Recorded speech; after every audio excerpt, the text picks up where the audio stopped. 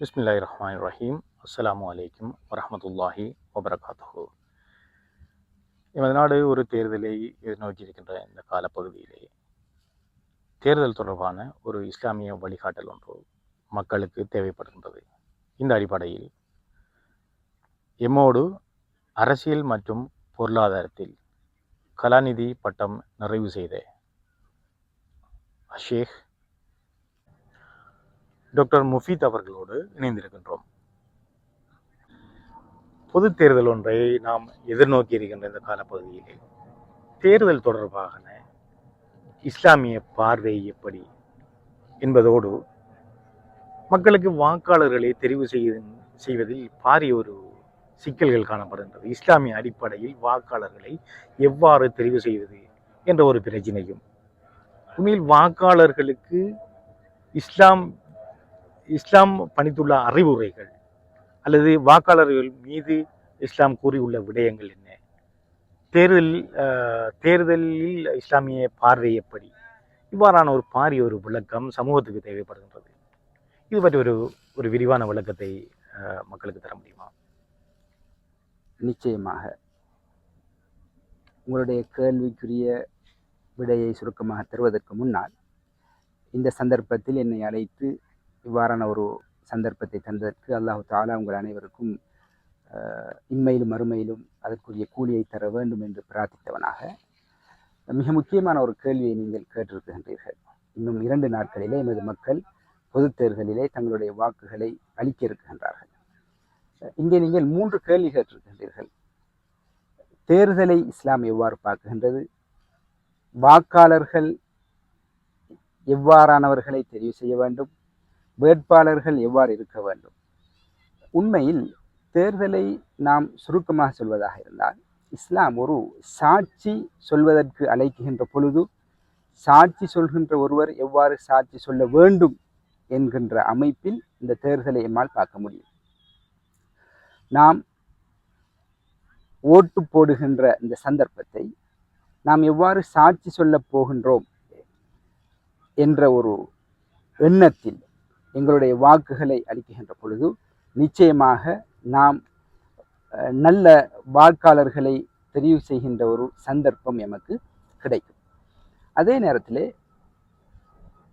வாக்காளர்கள் மிக முக்கியமாக கவனத்தில் கொள்ள வேண்டிய ஒரு விடயத்தை சொல்வதாக இருந்தால், ரசூல் ஸல்லல்லாஹு அலைஹி வஸல்லம் அவர்கள் சொல்கின்றார்கள், யாராவது ஒருவர் தெரிவு செய்கின்ற சந்தர்ப்பம் கிடைக்கின்ற பொழுது தனது சுயநலத்துக்காக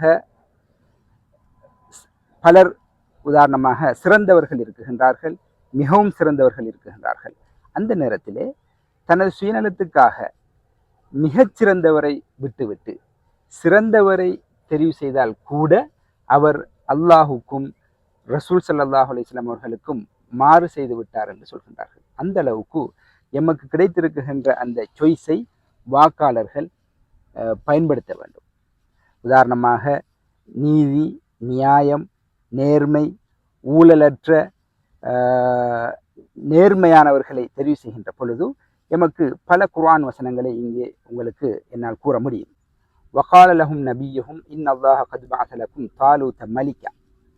தாலூத் என்று சொல்லக்கூடிய ஒருவரை மன்னராக தெரிவு செய்திருக்கின்றான் என்ற வார்த்தையை நபி ஒருவர் சொன்னபோது மக்கள் சொல்கின்றார்கள், அவரிடம் போதிய பண வசதி இல்லை, எனவே அவர் எவ்வாறு எங்களை ஆட்சி செய்வது என்று கேட்குகின்ற அந்த சந்தர்ப்பத்திலே நபியூடாக அல்லாஹு தாலா சொல்கின்றான், அந்த மனிதருக்கு நாங்கள் கல்வியை கொடுத்திருக்கின்றோம், இன்னும் உடல் ஆரோக்கியத்தை கொடுத்திருக்கின்றோம். எனவே இந்த வசனத்திலிருந்து வேட்பாளர்களுக்கு மிக முக்கியமாக இருக்க வேண்டிய கல்வி தகமையை வாக்காளர்கள் பார்க்கலாம். வாக்களிக்கின்றவர்கள் கல்வியிலே அவர்களுடைய கல்வி எவ்வாறு அமைந்திருக்கின்றது, அவர்களுடைய ஆரோக்கியம் எவ்வாறு அமைந்திருக்கின்றது போன்ற விடயங்களை கவனிக்கக்கூடிய சந்தர்ப்பம் இந்த வசனத்தின் ஊடாக எங்களுக்கு கிடைக்கின்றது. இன்னொரு வசனத்திலே அல்லாஹு தாலா யூசுப் நபி ஊடாக சொல்கின்றார். யூசுப் நபி அவர்கள் சொல்கின்றார்கள், என்னை இந்த துறைக்கு அதாவது திரைசேரி என்று சொல்லக்கூடிய அந்த துறைக்கு என்னை பொறுப்பாக போடுங்கள், நான் கல்வி கற்றவனாக இருக்குகின்றேன், இன்னும் பொது சொத்துக்களை பாதுகாக்கக்கூடிய ஒரு தன்மையும் என்னிடம் இருக்குகின்றது என்று யூசுப் நபி சொல்கின்றார்கள். இந்த வசனத்தின் ஊடாக நாங்கள் ஒரு வேட்பாளரிடம் இருக்க வேண்டிய மிக முக்கியமான ஒரு பண்பாக கல்வியும் மற்றும் பொது சொத்துக்களை பாதுகாக்கக்கூடிய தன்மையும் இருக்குகின்ற பொழுது அவ்வாறானவர்களை தெரிவு செய்கின்ற ஒரு சந்தர்ப்பத்தை நாம் எடுத்துக்கொள்ளலாம். அதே போன்று மூசா அலைஹிஸ்ஸலாம் அவர்களை பற்றி ஒரு சந்தர்ப்பத்திலே சொல்கின்ற பொழுது சொல்கின்றார்கள், இன்ன ஹைர மன் இஸ்தஅஜரக அல் கவி அல் அமீன். என்னை பொறுத்தமட்டில் நான் ஒரு பலசாலியாகவும் ஒரு நேர்மையானலாகவும் இருக்குகின்றேன் என்று. எனவே நாம் எமது பாராளுமன்றத்துக்கு அனுப்ப இருக்குகின்ற வேட்பாளர்களை தெரிவு செய்கின்ற பொழுது இவ்வாறான பண்புள்ளவர்களுக்கு நாங்கள் எங்களுடைய வாக்குகளை கொடுப்பதற்காக செய்கின்ற முயற்சி அல்லாஹுக்கு முன்னால் வழங்குகின்ற ஒரு சாட்சியாக பார்க்கப்படும் என்பதிலே எந்த சந்தேகமும் இல்லை. அதே போன்று வாக்காளர்களை பொறுத்தமட்டிலே வாக்காளர்கள் உங்களுக்கு தெரியும், அல்லாஹு தஆலா இந்த மனித சமுதாயத்தை படைப்பதற்காக அந்த மனித சமுதாயத்துக்கு வைக்கப்பட்ட ஒரு வேர்ட், அல்லாஹுவால் பாவிக்கப்பட்ட வார்த்தை, இன்னி ஜாஇலுன் ஃபில் அர்தி ஹலீஃபா, இந்த பூமியிலே நான் ஒரு ஹலீஃபாவை நான் உருவாக்கப் போகின்றேன். அந்த சந்தர்ப்பத்திலே மலாய்க்கமார்கள் அல்லாஹுவை பார்த்து கேட்கின்றார்கள், அத்தஜஅலு ஃபீஹா மன் யுஃப்ஸிது ஃபீஹா, இந்த பூமியிலே ஊழல்களிலே ஈடுபடுகின்றவர்களையா நீ உருவாக்கப் போகின்றாய் என்று கேட்கின்றார்கள். எனவே உண்மையில் ஊழல்கள் என்று சொல்கின்ற பொழுது ஒரு பூமியில் ஊழல் ஏற்படுமாக இருந்தால் அந்த பூமியினுடைய அழிவு மிகவும் நெருங்கிவிட்டது என்று சொல்கின்ற அளவுக்கு அந்த பல வசனங்கள் குர்ஆனிலே சொல்லப்படுகின்றது. எனவே ஊழல் இல்லாத நியாயமாக நடந்து கொள்கின்ற நேர்மையாக நடந்து கொள்கின்ற கல்விமான்களை எமது பாராளுமன்றத்துக்கு நாங்கள் தெரிவு செய்கின்ற ஒரு கடமைப்பாடு எம் அனைவருக்கும் இருக்குகின்றது என்பதை இந்த சந்தர்ப்பத்திலே கூறிக்கொள்வது மிகவும் ஒரு பொருத்தமாக இருக்கும் என்று நினைக்கின்றேன். உண்மையிலே டாக்டர், அண்மை காலமாக சமூக வலைத்தளங்களில் சில கருத்துக்களை காண கிடைத்தது. கற்றவர்களை மாத்திரம் பாராளுமன்றத்துக்கு அனுப்பி பாடசாலையாக நடத்த போகிறோம் என்ற ரீதியில் எல்லாம் அந்த கருத்துக்கள் அமைந்திருந்தது. அந்த வகையில் உங்களுடைய உரையிலிருந்து உண்மையிலேயே ஒரு ஊழல்வாதி ஒரு வேட்பாளரை தெரிவு செய்யப்படுகின்ற போது அவர் ஒரு ஊழல்வாதியாக இருக்கக்கூடாது, ஒரு கற்றவராக இருக்க வேண்டும் என்ற கற்றவராக இருக்க வேண்டும் என்று சொல்கின்ற பொழுது துறை சார்ந்தவராக இருக்க வேண்டும் என்று சொல்வது மிகவும் பொருத்தமானதாக இருக்கும். உங்களுக்கு தெரியும், யூசுப் நபி அவர்கள் எகிப்திலே ஏற்பட்ட பாரிய ஒரு பொருளாதார பிரச்சனைக்கு பல தீர்வுகளை வழங்குவதன் ஊடாக அவர்கள் அந்த நாட்டின் திரைசேரிக்கு அதிபதியாகவும் நாட்டின் ஒரு பிரதமராகவும் இருந்திருக்கின்றார் என்று சொன்னால் அவர் அந்த பொருளாதார துறையில் தனது அந்த நாட்டினுடைய பொருளாதார பிரச்சனைக்கு தீர்வு வழங்கியது மிக முக்கியமான ஒரு காரணமாக சொல்லலாம். எனவே துறை சார்ந்தவர்களை தெரிவு செய்வது என்று சொல்கின்றது மிகவும் பொருத்தமானதாக இருக்கும். எனவே ஒரு வேட்பாளரை தெரிவு செய்யணும், ஒரு மக்கள் பிரதிநிதியாக ஒரு வேட்பாளரை தெரிவு செய்யும்போது அவர் துறை சார்ந்த ஒரு தேர்ச்சி பெற்றவராக இருக்க வேண்டும், அதோடு தேக ஆரோக்கியமுடையவராக இருக்க வேண்டும் என்ற ஒரு பொது சொத்துக்களை பாதுகாக்கக்கூடியவராக இருக்க வேண்டும் என்ற சிறப்பான ஒரு வழிகாட்டலை இஸ்லாம் காட்டுகின்றது. அதே போன்று ஒரு வாக்காளராக சுருக்கமாக கூறின் ஒரு வாக்காளராக நமக்கு ஒரு வாக்கு என்பது நமக்கு வழங்கப்பட்டிருக்கின்ற ஒரு அமானிதம், சாட்சி. பொருத்தமான ஒரு வேட்பாளரை நாம் தெரிவு செய்யவில்லையாயின் நாம் இறைவனுக்கும் எமது நபிக்கும் மாறு செய்தவர்களாக மாறிவிடுகின்றோம் என்ற ரீதியிலே உங்களால் அந்த ஃபத்வா வழங்கப்பட்டிருக்கின்றது. இந்த இடத்திலே மற்றும் ஒரு பிரச்சனை, மற்றும் ஒரு கேள்வி எழுகின்றது.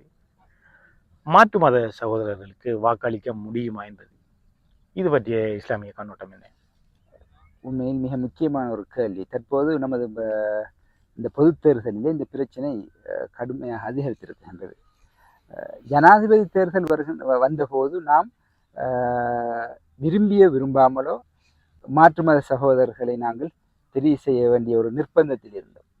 உங்களுக்கு தெரியும், எமது தற்போது தெரிவு செய்யப்பட்டிருக்கின்ற ஜனாதிபதி கூட அந்த நாட்டினுடைய பெரும்பான்மை சமூகத்தைச் சேர்ந்தவர். அவரை நாம் தெரிவு செய்திருக்கின்றோம். எனவே தற்போது பொதுத் தேர்தலிலே நமது ஊரிலே ஒரு முஸ்லிம் ஒருத்தர் வேட்பாளராக இருப்பார், முஸ்லிம் அல்லாத ஒருத்தர் வேட்பாளராக இருப்பார். இந்த சந்தர்ப்பத்திலே யாரை தெரிவு செய்வது? முஸ்லிம் அல்லாதவருக்கு நாம் எமது வாக்கை கொடுக்கின்ற பொழுது இஸ்லாத்து அதிலே தடை இருக்குகின்றதா என்பன போன்ற பல கேள்விகள் சமுதாயத்திலே அதிகரித்து வருகின்றது. இதற்கு ஒரு விடையாக நாம் சுருக்கமாக சொல்வதாக இருந்தால், சூரத்துல் மும்தஹினாவிலே வரக்கூடிய 7வது 8வது வசனம் மிக முக்கியமான ஒரு சான்றாக அமைகின்றது. அல்லாஹு தஆலா சொல்கின்றான், லா யன்ஹாகுமுல்லாஹு அனில்லதீன லம் யுகாத்திலுக்கும் ஃபித்தீனி வஅக்ரஜூக்கும் மின் தியாரிஹிம் அன் தபர்ரூஹும் வத்துக்ஸிது இலைஹிம் இன்னல்லாஹ யுஹிப்புல் முக்ஸிதீன். அதாவது மார்க்க விடயத்திலே உங்களோடு யுத்தம் செய்யாதவர்கள், மார்க்க விடயங்களை செய்வதற்கு உங்களுக்கு தடையாக இல்லாமல் இருந்து ஊரை விட்டு நாட்டை விட்டு உங்களை விரட்டாமல் இருக்குகின்ற பொழுது நீங்கள் அவர்களோடு அந்நியோன்யமாக மிகவும் நேர்மையாக நடந்து கொள்ளுங்கள். அல்லாஹு தஆலா நேர்மையாளர்களையே விரும்புகின்றான் என்று சொல்லிவிட்டு அடுத்த வசனம் சொல்கின்றது, இன்னமா யன்ஹாகுமுல்லாஹு அனில்லதீன காத்தலூக்கும் ஃபித்தீன். மார்க்க விடயத்திலே உங்களோடு போர் செய்கின்றவர்கள், உங்களை ஊரை விட்டு துரத்தியவர்கள், விரட்டியவர்கள், உங்களோடு போர் செய்கின்றவர்களோடு நீங்கள் எந்த ஒரு உறவையும் வைத்துக் கொள்ள வேண்டாம் என்று சொல்கின்றது. எனவே இந்த 2 வசனங்களும் எங்களுக்கு பல வழிகாட்டல்களை இந்த விடயத்திலே தருகின்றது. அதாவது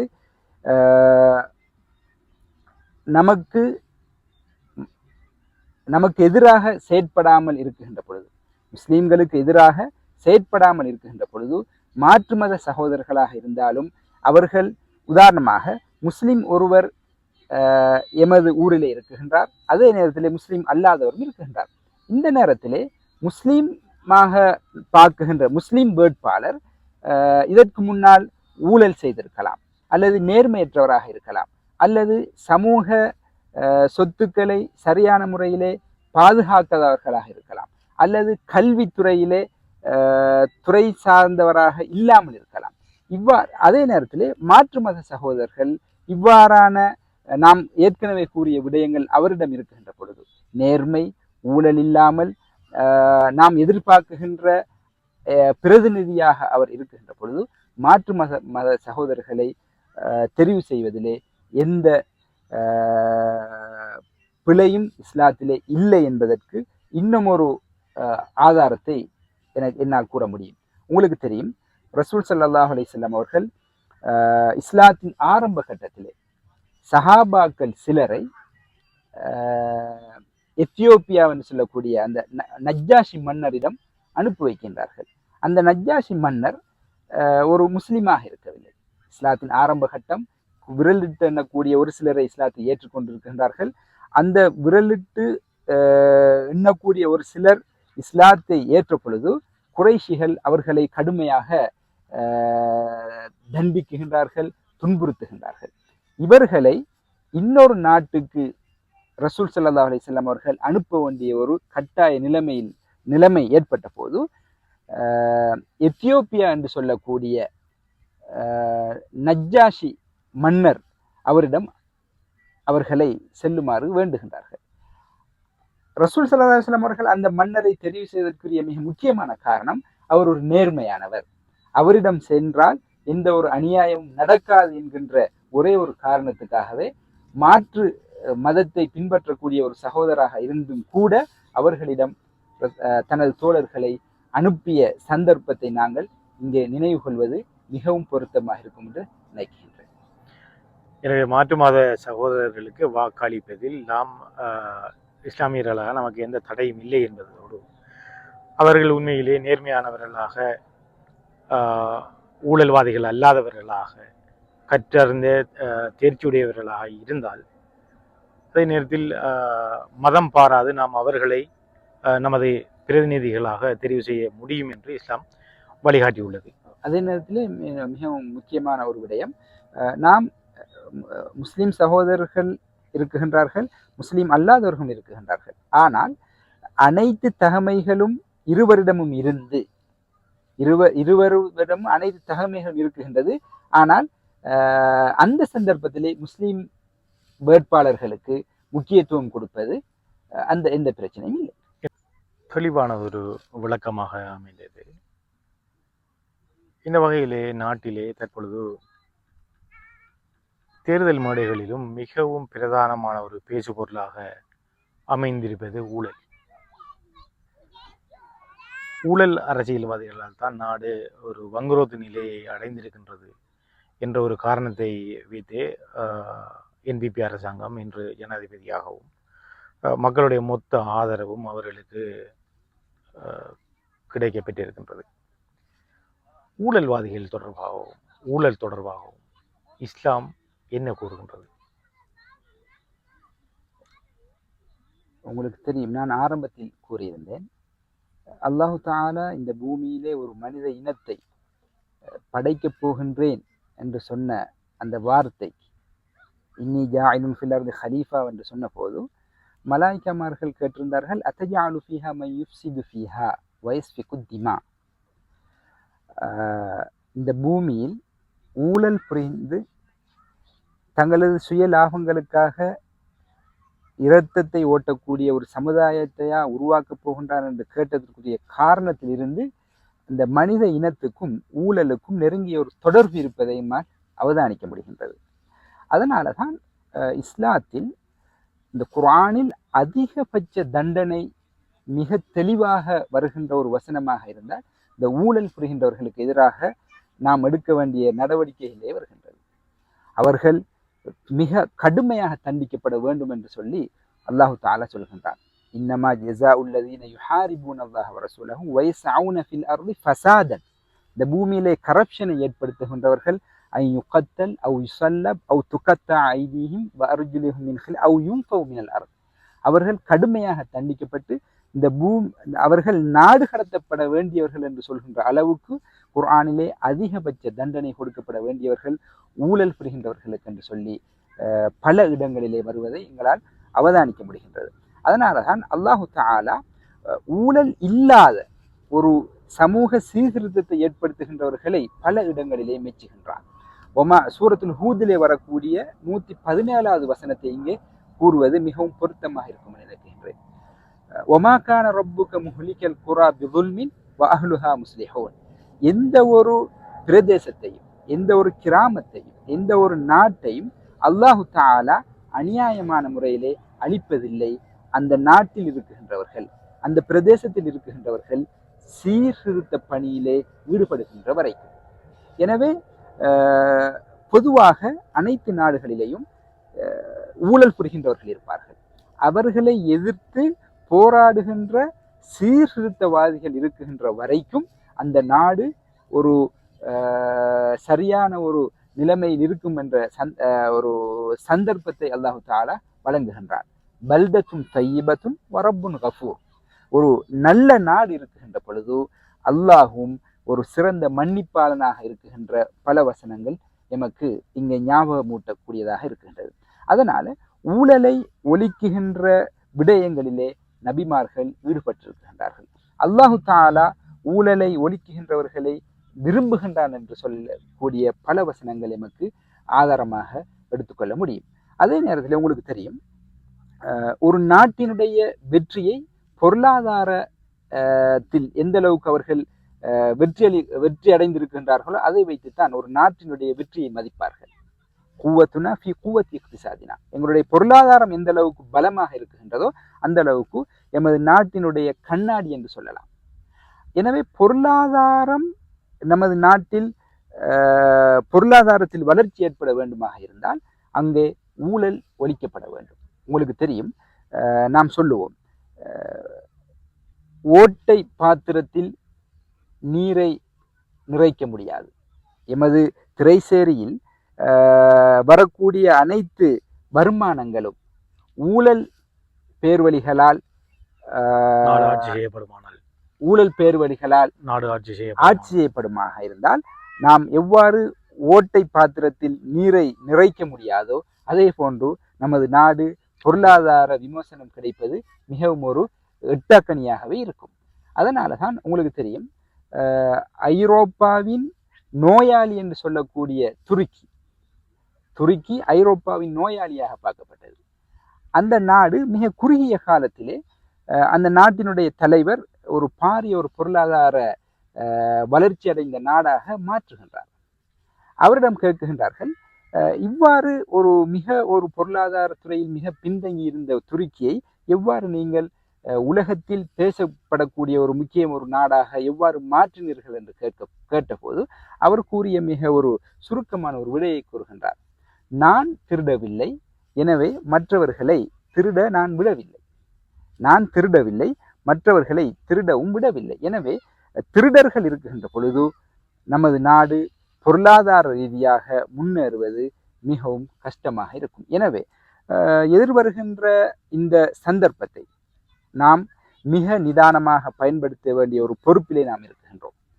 எமது வாக்குகளை அல்லாஹுக்கு முன்னால் சாட்சி சொல்வதை போன்று நாங்கள் மிக ஒரு தெளிவாக ஏற்கனவே கூறிய பல சிறப்பம்சங்களை கொண்ட நல்ல பிரதிநிதிகளை அந்த பாராளுமன்றத்துக்கு அனுப்ப வேண்டிய ஒரு தேவை எமக்கு இருக்கின்றது. அப்போதுதான் நாம் வழங்கியிருக்கின்ற இந்த ஆணையை மிக தெளிவாக செய்யக்கூடிய சந்தர்ப்பத்தை எமது ஜனாதிபதிக்கும் கொடுக்க முடியும். எனவே வரப்போகின்ற சந்தர்ப்பத்தை மிக நிதானமாக யோசித்து எங்களது வாக்குகளை நல்ல வேட்பாளர்களுக்கு நல்ல பிரதிநிதிகளுக்கு கொடுக்க வேண்டும் என்கின்ற அந்த விடயத்தை இந்த சந்தர்ப்பத்திலே உங்களுடைய இந்த நிகழ்ச்சியின் ஊடாக மக்களிடம் வேண்டிக் கொள்வதை நான் ஒரு கடமையாக நினைக்கின்றேன். ஜஸாக்குமுல்லாஹ் ஹைரா டாக்டர். எனவே சிறப்பான ஒரு வழிகாட்டலை நமக்கு வழங்கியிருந்தார். ஊழலற்ற நேர்மையான படித்தவர்களை எமது நாட்டை நிர்வகிக்கக்கூடிய பாராளுமன்றத்துக்கும் எமது பிரதிநிதிகளாகவும் தெரிவு செய்யப்பட வேண்டும் என்பதோடு வாக்குரிமை என்பது எம் மீது சுமத்தப்பட்ட ஒரு அமானிதம், மறுமையில் கேள்விக்குட்படுத்தப்பட வேண்டிய ஒரு விடயம். ஒரு ஊழல்வாதியை நாம் பாராளுமன்றத்துக்கு அனுப்பினால் நிச்சயமாக இறைவனது கொடூர பிடியிலிருந்து எம்மால் ஒருபோதும் தப்பிக்க முடியாது என்ற ஒரு காரணத்துக்கால் எமது சுய லாபங்களுக்காக ஒரு பொருத்தமற்றவரை தெரிவு செய்வதை விட இறைவனுக்காக எம் சந்ததிகளுக்காக ஒரு பொருத்தமான ஊழல் செய்யாத நேர்மையான அல் குர்ஆனிலே கூறப்பட்டுள்ள தகமைகளை உடைய ஒருவரை எமது பாராளுமன்ற பிரதிநிதிகளாக, அவர் முஸ்லிமாக இருக்கலாம் அல்லது மாற்று மதத்தவர்களாக இருக்கலாம், தகுதியானவர்களை இஸ்லாம் கூறியுள்ள அடிப்படையில் தெரிவு செய்து நல்லதொரு பாராளுமன்றத்தை அமைத்து நாட்டை அபிவிருத்தி அடைய செய்வோம். அஸ்ஸலாமு அலைக்கும் வரஹ்மத்துல்லாஹி வபரகாத்துஹு.